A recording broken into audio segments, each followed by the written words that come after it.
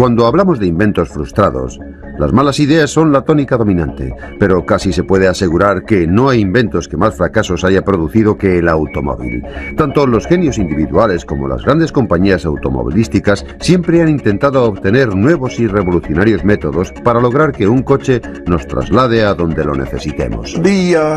Los años 50 fueron una época de creciente prosperidad en los Estados Unidos. Había mucha confianza en la modernidad y en el futuro.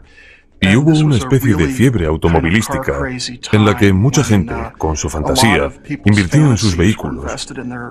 Y muchos fabricantes hicieron lo posible por satisfacer esa demanda. Creo que esa es la razón por la que surgieron conceptos tan extravagantes. En los años 60, la Ford estaba ansiosa por demostrar al público que se encontraba en la vanguardia del diseño innovador. De hecho, llegó a coquetear con la idea de construir un motor de energía nuclear. El Nucleón, como se lo denominó, disponía de su propio contenedor de plutonio, pero enseguida surgieron dudas en torno a su modo de repostar y los peligros potenciales de un reactor nuclear sobre ruedas. El Nucleón no pasó de ser un modelo a escala de 1 metro.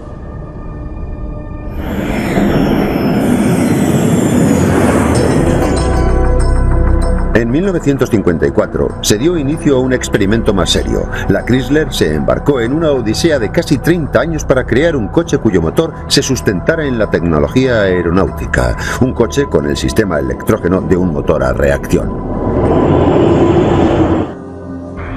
En octubre de 1963 se presentó el nuevo modelo de Chrysler con motor de turbina. Los motores desarrollados por los técnicos norteamericanos venían acompañados de una carrocería de estilo europeo, diseñado en colaboración con los mejores profesionales de la empresa italiana Ghia. Con un 80% de piezas menos que un motor estándar, la Chrysler también promocionó el diseño sencillo y la alta fiabilidad de la turbina. Here is full power potential for instant acceleration and outstanding climbing ability. The driver is assured the same control he can get in the best conventional passenger car, even on the steepest grades. El motor del coche era sorprendentemente sencillo en diseño. El aire entraba en el compresor del Chrysler, donde se incrementaba rápidamente la temperatura y la presión.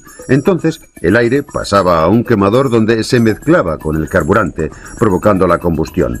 Los gases calientes se expandían a través de una serie de turbinas que transformaban la energía térmica en energía mecánica, haciendo girar las ruedas.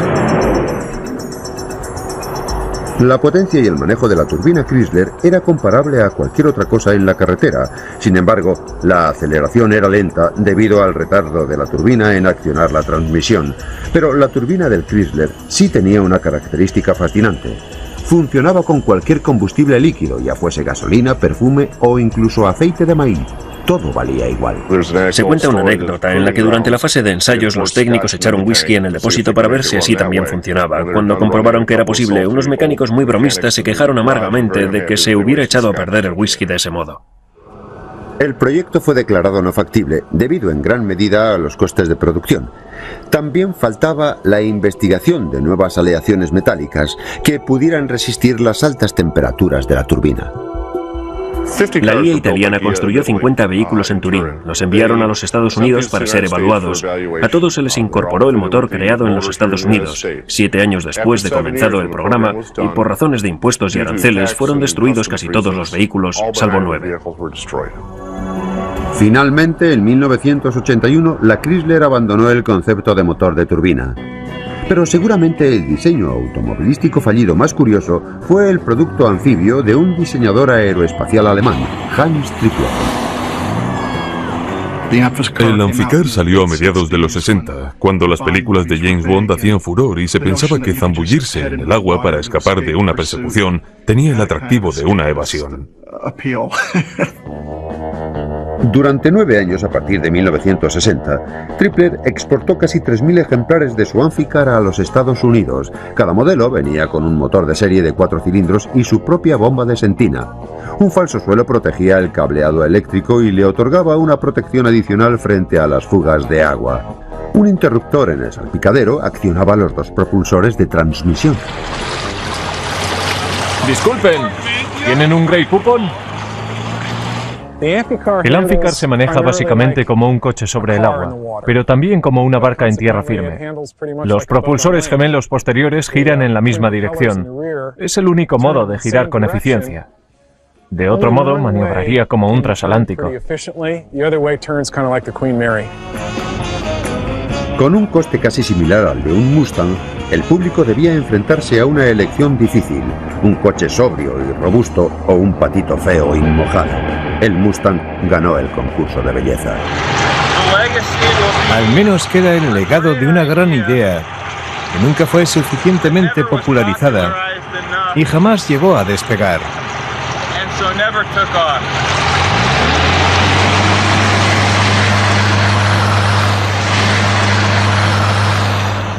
Pero los fracasos más sonoros de la industria del automóvil vinieron de la mano de grandes personalidades que perseguían el sueño de construir el vehículo perfecto.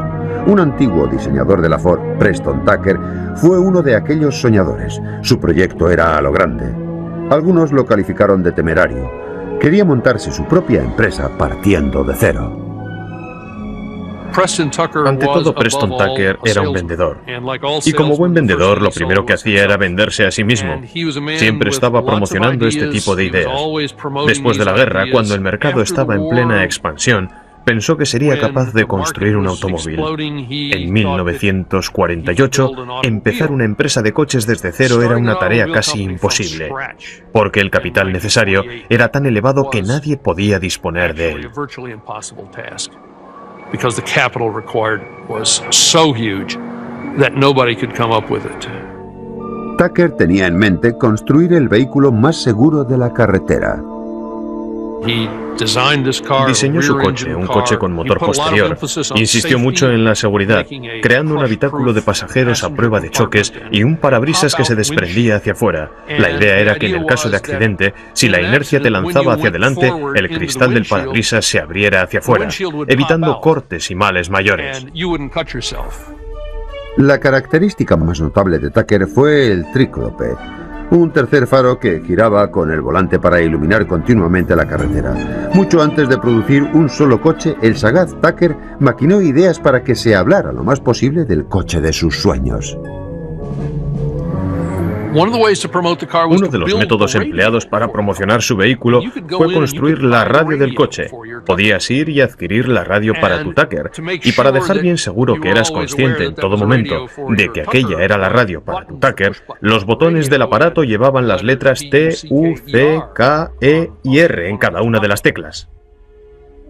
Pero cuando Tucker empezó a vender acciones de su volátil empresa, su sueño empezó a desvanecerse. En cuanto se rumoreó que el gobierno estaba investigando las prácticas empresariales de Tucker, el dinero de los inversores dejó de llegar. Se puede decir que se vendieron más acciones de la empresa de Tucker que ejemplares de su modelo. En total, se llegaron a construir 50 coches.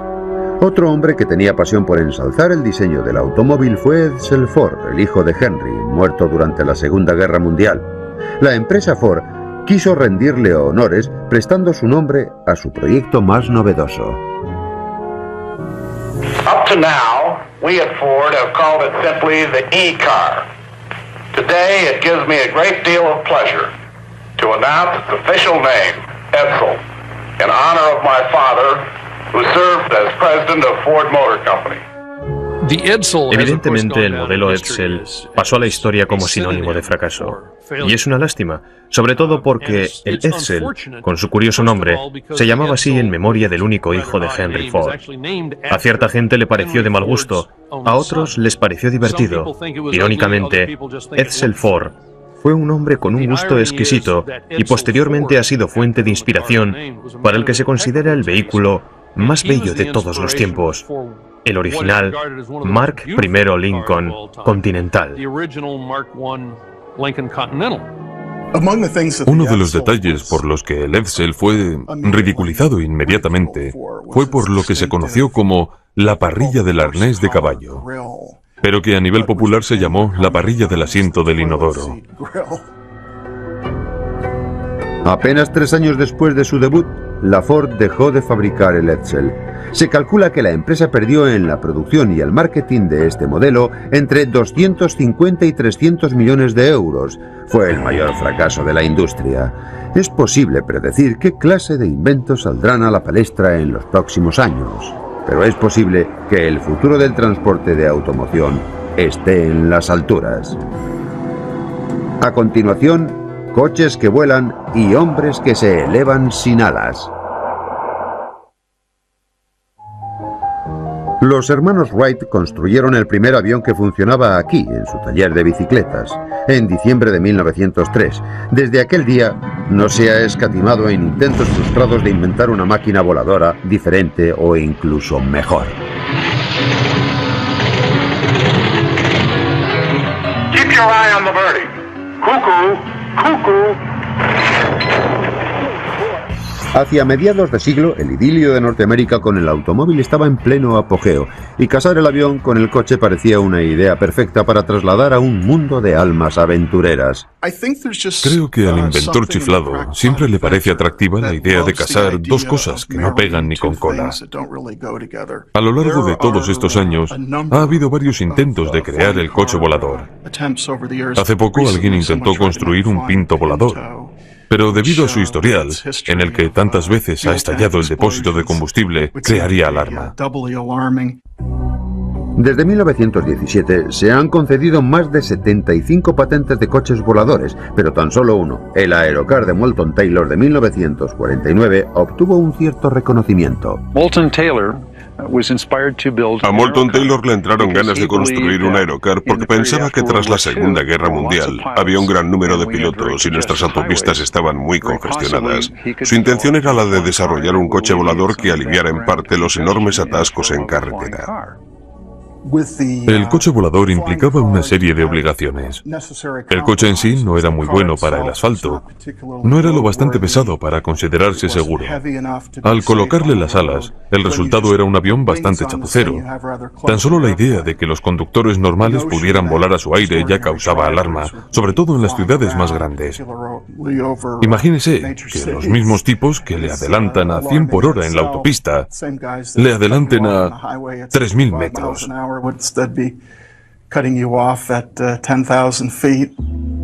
El Aerocar tenía algunas características muy singulares: un motor trasero con volante en la parte frontal, un árbol motor en la parte posterior accionaba la hélice propulsora, mientras los neumáticos traseros podían girar libremente, un detalle muy importante para aterrizar suavemente. Ya hubo otra versión del coche volador, el Airphibian de Robert Fulton de 1946, con un motor bastante aparatoso y un aditamento de alas que debía ser guardado en pequeños aeropuertos. But unfortunately, it's an invention whose time has not yet come, and it never really gets off the ground. Por otro lado, el Aerocar de Moulton Taylor intentaba ser un medio adaptable con sus alas plegables y almacenables. Si le sorprendía una tormenta en vuelo, podía buscar una carretera, aterrizar, trasladar las alas a un lugar más despejado y remontar el viaje aéreo. A pesar de que su línea no era muy aerodinámica, el Aerocar tan solo requería una pequeña pista de despegue. Sin embargo, la burocracia mantuvo al Aerocar aparcado. El mercado es demasiado reducido para sacar un vehículo volador. Hay que ser piloto y conductor, hay que sacarse un certificado médico oficial, hay que tener un montón de permisos, saber manejar una radio y cosas así.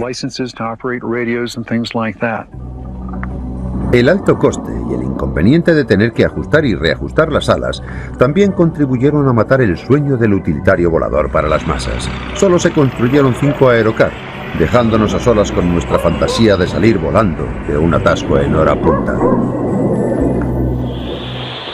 Man being powered through the air without benefit of plane or balloon is today a reality. Tomorrow, he may even be a traffic problem. Para mucha gente, el cinturón propulsor de los años 60 sigue siendo el invento fallido más fascinante. Hubo varias reapariciones. El primero fue fabricado por los laboratorios Bell Jet. El propósito inicial del cinturón con cohetes a base de hidrógeno fue el de proporcionar a los soldados un sistema para efectuar reconocimientos aéreos, una forma fácil de desplazamiento sobre terreno irregular y una plataforma estable para disparar armas. El cinturón propulsor fracasó en todos estos aspectos. Era demasiado ruidoso para misiones de espionaje, tan solo podía transportar combustible para 21 segundos de vuelo, y era demasiado complicado volar y disparar al mismo tiempo. La versión más famosa fue diseñada y fabricada por un conocido cámara de cine de Hollywood, Nelson Tyler. En las Olimpiadas de 1984 se pudo admirar una exhibición de su modelo. El aparato se controla mediante los brazos que sobresalen. Hay una válvula para subir y bajar moviendo la palanca hacia arriba o hacia abajo. Se puede volar hacia adelante o hacia atrás, se puede girar. Lo curioso es que es muy difícil volar. Cuesta aprender y entrenar porque solo se dispone de 20 segundos para hacerlo. Y si hay un fallo en el sistema te caes como una piedra. Y además te caes atado a este aparato con su combustible. Si se produce un choque te quemas. El cinturón propulsor funciona con una mezcla especial que contiene un 90% de peróxido de hidrógeno puro, sometido a gran presión a través de una serie de finas redes de plata. Mediante una reacción química se produce calor, agua y un impulso de 140 kilos de vapor. El ejército abandonó el proyecto en los años 60 al no poder desarrollar combustibles más ligeros para vuelos de mayor duración, pero la contemplación de este extraño invento ha hecho bullir la imaginación ante la posibilidad de volar como Superman. Of all the items in our stock catalog, there is only one which would have the high velocity and low wind resistance of flying saucers. The cover of a GI trash can. Durante años mucha gente aseguró que había observado platillos volantes en la infame Zona 51 del estado de Nevada, célebre por sus avistamientos de ovnis. Puede que estos rumores tuvieran cierta base real.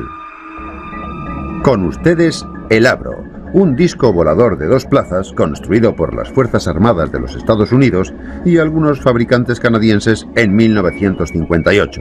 El ejército norteamericano intentó capitalizar la emergente tecnología de reacción, invirtiendo casi 12 millones de euros en el futurista Avro.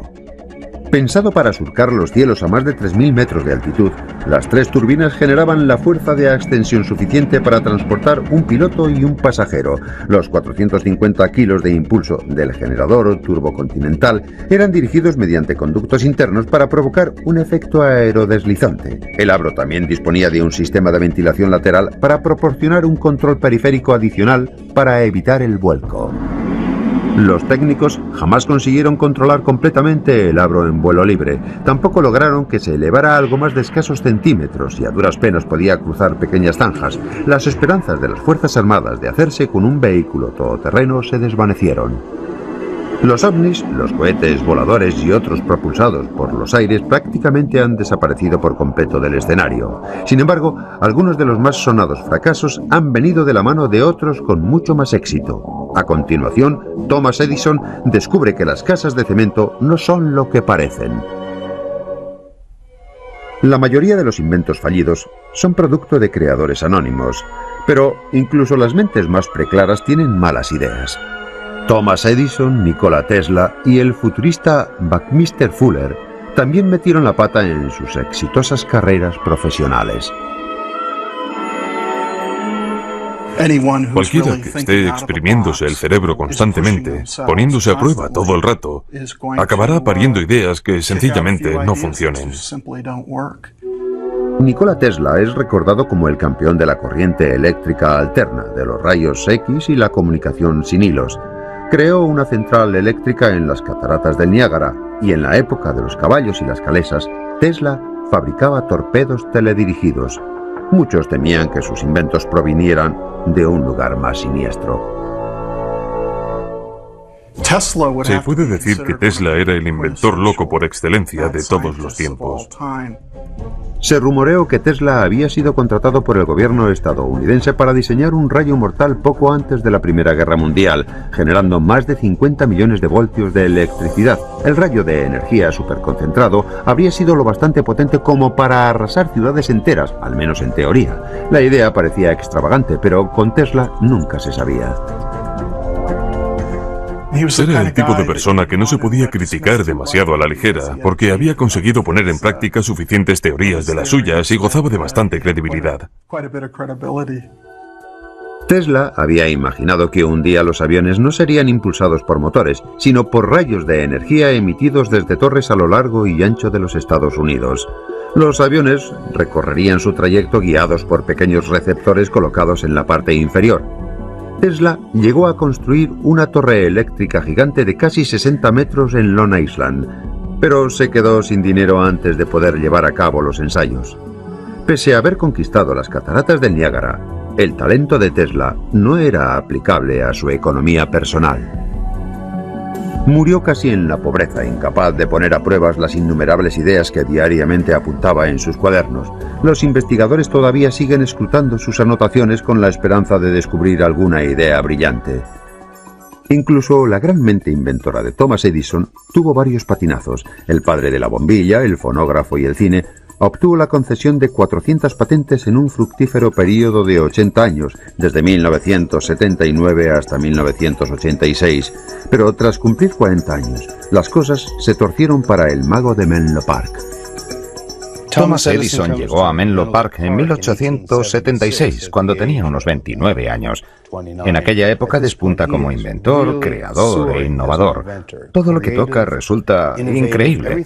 Se puede decir que entre los 25 y 40 años era como el rey Midas. Lo que tocaba lo convertía no en oro, sino en platino.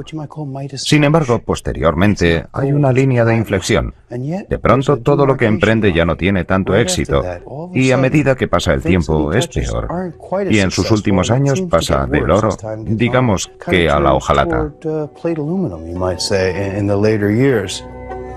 Uno de los fracasos más extravagantes de Edison está relacionado con la manipulación de la energía eléctrica para fabricar un aparato de comunicación con el más allá.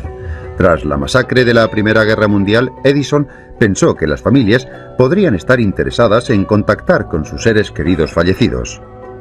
Entre sus teorías estaba la creencia de que había una fuente invisible de energía eléctrica que podía establecer una comunicación entre los supervivientes y los muertos. Hasta el día de hoy no ha habido respuesta a las llamadas de Edison. Otro de los inventos fallidos de Edison fue la muñeca habladora, una idea que resultó estar adelantada a la tecnología de su tiempo. Edison inventó el fonógrafo en 1877. En el 79 decidió hacer una muñeca parlante. Importó las cabezas de Alemania porque eran las de mejor calidad. Dentro del cuerpo de las muñecas había puesto un pequeño motor de fonógrafo que funcionaba a mano y un pequeño disco de cera extraíble. En total había 7 u 8 canciones diferentes que se podían comprar aparte para colocar en el interior de la muñeca, y los niños hacían funcionar la muñeca. Pero en aquella época era muy complicado poner en marcha su fonógrafo. En primer lugar, había que mantener una velocidad constante y había que desmontar todo el motor para cambiar de disco.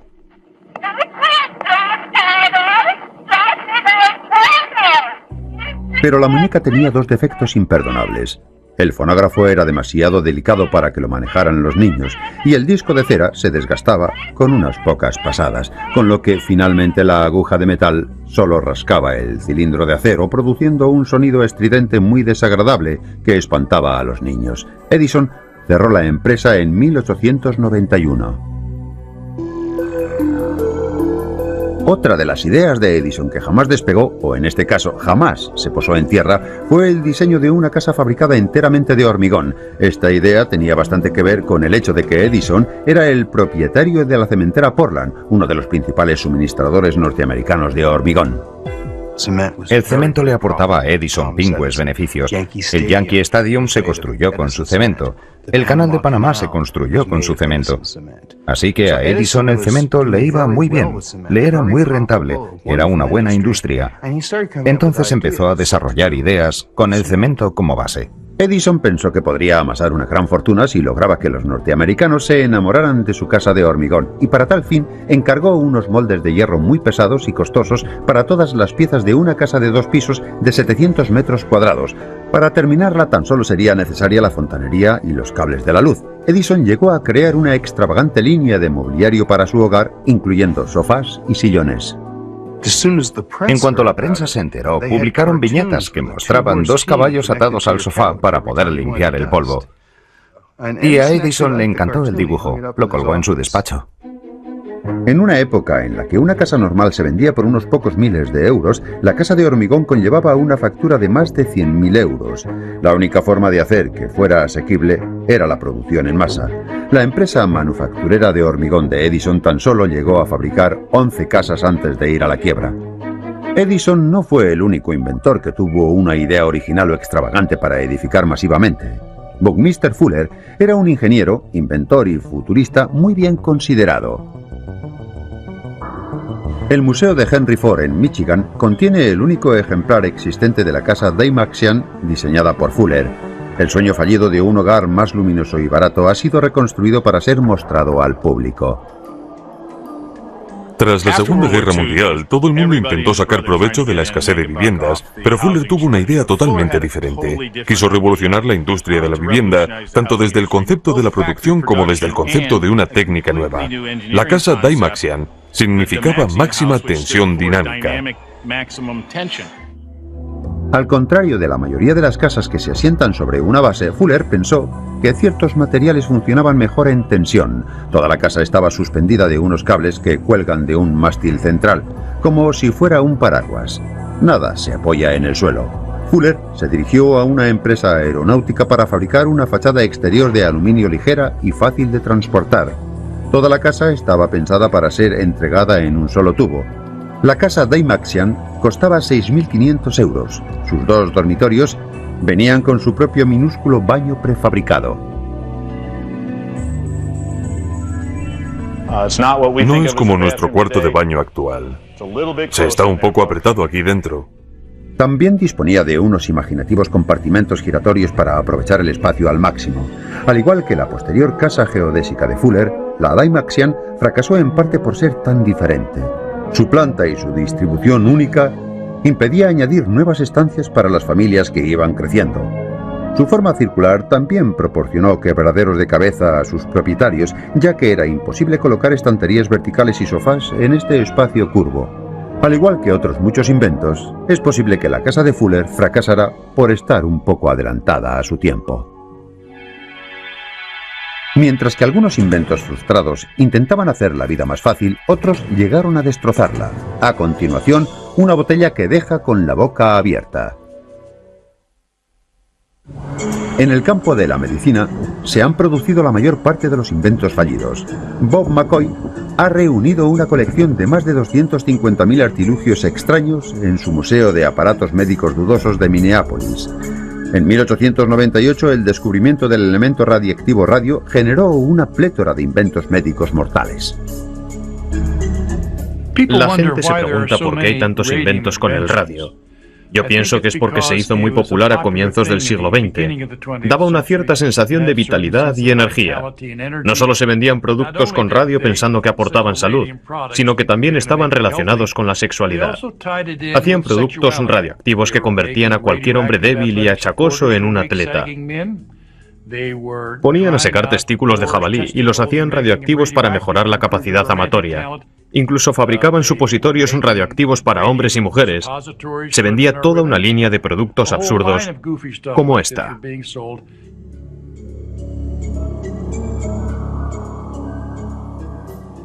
Esto se llama el parche radioactivo Cosmos. Estaba dirigido a la gente que padecía artritis con la promesa de que aliviaba sus dolores. Curiosamente, en la parte posterior pone una advertencia. No se debe abrir ni ingerir el contenido de esta bolsa. ¿A quién se le iba a ocurrir comer una bolsa de radio? A comienzos del siglo XX, el radio fue un gran negocio. Se importaba principalmente de Europa. Aquí tenemos una tienda de ultramarinos donde venden agua radioactiva, asegurando que tienes la mano invisible de la madre naturaleza en tu cuerpo para darte salud. Todo iba bien hasta que un individuo de Pittsburgh empezó a comercializar estas botellitas de Raditor para mejorar la capacidad amatoria. Un hombre de Pittsburgh se bebió 1.400 frascos como este y se le desprendió la mandíbula inferior y superior. Entonces se dieron cuenta de que el radio no se podía vender así a la ligera, que era peligroso. Al igual que el radio, la invención de los rayos X desplegó toda una serie de creaciones potencialmente mortales. Los rayos X se descubrieron en 1896 y empezaron a utilizarse de inmediato. A la gente le parecía cosa de milagro, pero como sucede a menudo con estas tecnologías, se acaban desvirtuando y la gente deposita todas sus esperanzas en ellas. Es como una bola de nieve que crece y se descontrola. En el mejor de los casos se vuelve grotesco, en el peor acaba siendo mortal. El caso es que en los años 40 y 50, las zapaterías de todo el país y el ejército norteamericano utilizaban la máquina de rayos X Adrian para probar calzado, con el objeto de lograr las medidas exactas. Lo atractivo era ver tus propios dedos jugueteando dentro de tus zapatos y decir, oh, son mis pies, y comprobar si tus zapatos eran demasiado estrechos, o cortos, o anchos, o demasiado largos. La empresa de Milwaukee fabricó unas 10.000 unidades, y a pesar de que estaban recubiertas de plomo, no había protección de plomo alrededor de los orificios donde se colocaba el pie o en los visores. Tenía 3 aberturas, una para el cliente, otra para el vendedor y otra para los padres en caso de que estuvieran comprando calzado para sus hijos. La cantidad de rayos X que se fugaba era alarmante. Y como aficionado a los cómics, me sorprende mucho que el vendedor de calzado no acabara teniendo superpoderes como resultado de este bombardeo de radiación, de todos los rayos que debían soportar los que trabajaban en las tiendas. Una vez confirmada la fuga de radiación en 1950, el gobierno ordenó la destrucción de estas máquinas. La llegada de la electricidad a los hogares generó una cascada de nuevos aparatos médicos, de los cuales ninguno era más dudoso que este calentador de próstata. Fue patentado en 1918. Presuntamente sirve para excitar el cerebro abdominal del hombre. ¿Sabían que el hombre tiene cerebro abdominal? Según la Oficina de Patentes de los Estados Unidos, sí. La potencia de los vatios de esta bombilla controla el calor. Esta es una bombilla de 25 vatios y no calienta mucho. De hecho, no hacía nada. Los artilugios médicos electrónicos no fueron los únicos inventos que fracasaron por no cumplir las expectativas. Casi 50 años más tarde, los inventores dejaron de pensar en la medicina para centrarse en los aparatos de uso cotidiano que tenemos en nuestro hogar. En 1977, en una reunión de accionistas de Polaroid, el presidente Edwin Land, inventor de la cámara instantánea Polaroid, mostró orgulloso su nueva creación, la Polavisión. Sonorizaba una película en 1 minuto. Land anunció que las películas caseras de Polaroid iban a formar parte de nuestra vida cotidiana. Mediante un sistema de revelado similar al de Polaroid, Polavisión utilizaba cartuchos de grabación de 2 minutos. Cada cartucho costaba 10 euros y se requería un monitor de televisión especial para ver la película. No grababa sonido. Mientras Land se dirigía a sus accionistas, Sony estaba a punto de anunciar su grabador de vídeo. En cuanto a los vídeos y el formato VHS llegaron a las estanterías de los comercios, los consumidores optaron por la grabación de larga duración, el sonido y la reproducción inmediata. Polaroid perdió más de 65 millones de euros en investigación y marketing. Mientras el sistema VHS de Sony condenaba a Polavisión al ostracismo, la Sociedad de Inventos No Útiles empezó a acoger los recientes fracasos.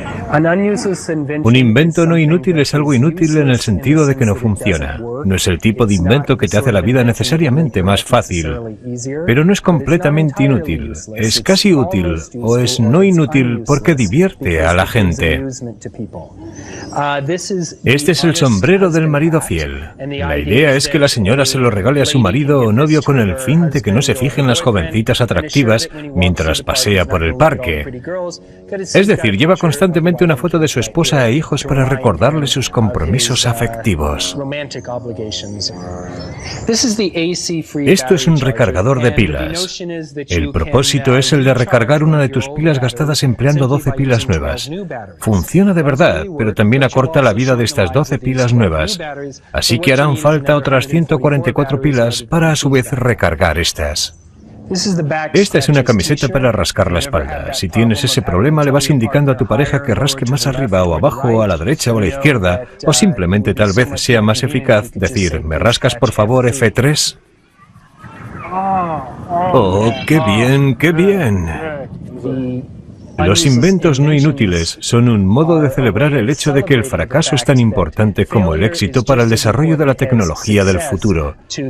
Y actualmente, con toda la tecnología que tenemos en el siglo XXI, nos basamos tanto en fracasos como en éxitos del pasado. Un buen número de inventos frustrados ha influido sobre los objetos útiles y necesarios de nuestra vida cotidiana. A continuación, visiones fallidas de nuestro estilo de vida futuro. La mayoría de los inventos frustrados están relacionados con los objetos de uso cotidiano, la comida que consumimos, la ropa que vestimos, los aparatos que hay por casa y, como bien descubrió Buckminster Fuller, nuestros propios hogares. Ann Arbor, el nuevo centro de investigación de nuevos productos en Michigan, parece un supermercado, pero no lo es. Es un lugar donde los productos que no han tenido éxito vienen a morir. Hasta la fecha, más de 80.000 unidades han llegado aquí para descansar en paz. Cada año, más de 30.000 productos nuevos llegan a las estanterías y cada año, más del 90% fracasan. Una propuesta cara, ya que el lanzamiento de productos de supermercado como estos puede llegar a costar entre 20 y 50 millones de euros. Robert McMath creó este lugar en 1981 para ayudar a los fabricantes a lanzar nuevos productos. Una de las cosas que representa esta colección es el hecho de aprender lecciones del pasado. Y se trata de lecciones muy positivas. Hay que aprender tanto de los errores como de los éxitos. Queremos pensar que ofrecemos una seguridad para el éxito.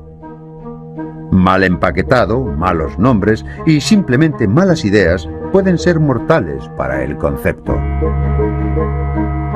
Este es un producto interesante, es salsa de barbacoa. Era una salsa muy rica que se aplicaba con aerosol. Siempre me pareció una buena idea. El problema es que el envase es demasiado alto, incluso aunque no le pongas el spray. No cabe en una estantería normal, no se puede colocar en el supermercado, hay que ponerlo en las baldas superiores. Tampoco cabe dentro del frigorífico. Avert es un gran concepto, pero por desgracia lo denominaron toallitas virucidas, y eso echó atrás a la gente. Le suena a homicida o algo por el estilo, y no tenían muy claro lo que podían ser las toallitas virucidas. Este es otro producto interesante. Es una barra que contiene un producto a base de huevos revueltos. Se empuja hacia arriba y se puede ir comiendo. Es un producto muy útil, por ejemplo, para comer en el coche. El problema es que si no se maneja bien se desmorona y la gente se quejaba de que en el coche los huevos revueltos se les caían en el regazo. En los años 80 hubo una verdadera fiebre por la salud a nivel mundial. Un gran número de productos limpios ocuparon las estanterías de los supermercados, entre ellos uno de los fracasos comerciales más sonados de todos los tiempos. La idea consistía en un cigarrillo sin humo que no implicara quemar tabaco. Se empleaba un elemento que reproducía el sabor del tabaco dentro de la boca a través de un tubo de plástico. El aparato era bastante difícil de encender, y luego decían que si aspirabas el aire podías acabar herniado. El sabor era comparable al de una lechuga quemada.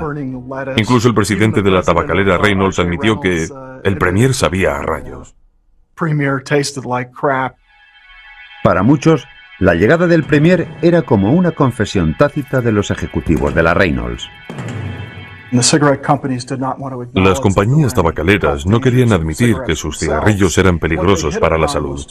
Se les ocurrió describir este producto como una experiencia limpia para el fumador, pero al mismo tiempo se resistían a reconocer que sus otras marcas eran sucias o nocivas. Sin humo que expulsar, ni cenizas que sacudir, el cigarrillo Premier privaba a los fumadores de una buena parte del ritual.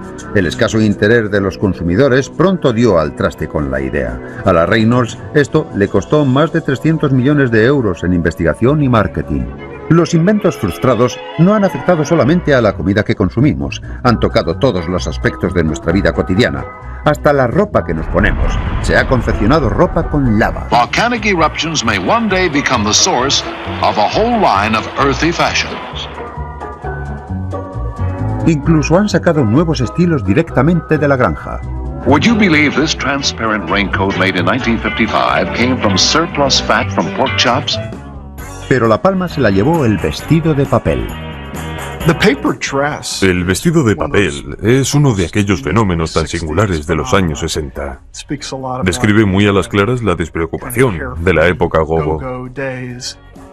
La empresa papelera Scott fabricó los primeros vestidos para promocionar una nueva línea de servilletas y trapos de papel.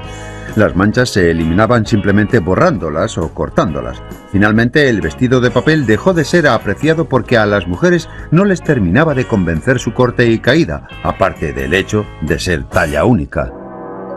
Pero ¿qué conclusiones podemos sacar de todos estos fracasos en la moda y la alimentación? Obtener una visión del mañana es una batalla perdida en la que la mayoría de los inventores no consiguen acertar. Towering buildings and bright lights of the city of tomorrow, where plazas of urban living rise over freeways and vehicles electronically paced, travel routes safely, swiftly, efficiently. Cualquier proyección del futuro es una declaración de nuestra realidad presente. La ciudad del mañana será limpia y espaciosa. Bueno, eso es porque nuestra ciudad de hoy es como es. En otras palabras, están diciendo que nuestras ciudades están superpobladas, son feas y deprimentes. Hace mucho tiempo que los investigadores aseguran que las casas del futuro estarán equipadas con 1 o 2 robots que redimirán al hombre de las tareas cotidianas. El futuro estará lleno de ocio. I can perform 36 separate and distinct acts. Anyone out there knows of a mechanical woman who is looking for a boyfriend. The robot. El robot es el símbolo más poderoso del mundo del mañana, pero la mayoría de nosotros todavía lo estamos esperando. No sé si tú tienes uno, pero creo que todos estamos deseando disponer de nuestros robots personales para que cuiden la casa, nos sirvan el café por la mañana y saquen al perro a pasear. Se pensaba que estas cosas ya serían una realidad a estas alturas, pero no. No lo son. Los investigadores predijeron que los aparatos nos ahorrarían tiempo y darían paso a un ocio sin precedentes, y sin embargo, a pesar del avance de la tecnología, cada vez tenemos menos tiempo libre. Will be washed, even egg stains removed by washers that require no cleansing agent. High frequency sound waves dissolve food particles and dirt. Los inventores siempre aseguran que los aparatos nos van a hacer ahorrar otra cosa. Nos ahorrarán trabajo, tiempo y fatiga. Pero como podrás hacerlo más a menudo, lo harás más a menudo. De esta forma no conseguirás ahorrar tiempo. En este sentido, incluso los inventos de éxito pueden ser considerados un fracaso porque a la postre no te han ahorrado nada. Las grandes empresas a menudo utilizan la casa del futuro como gancho al convertirse en depósito de aparatos mecánicos.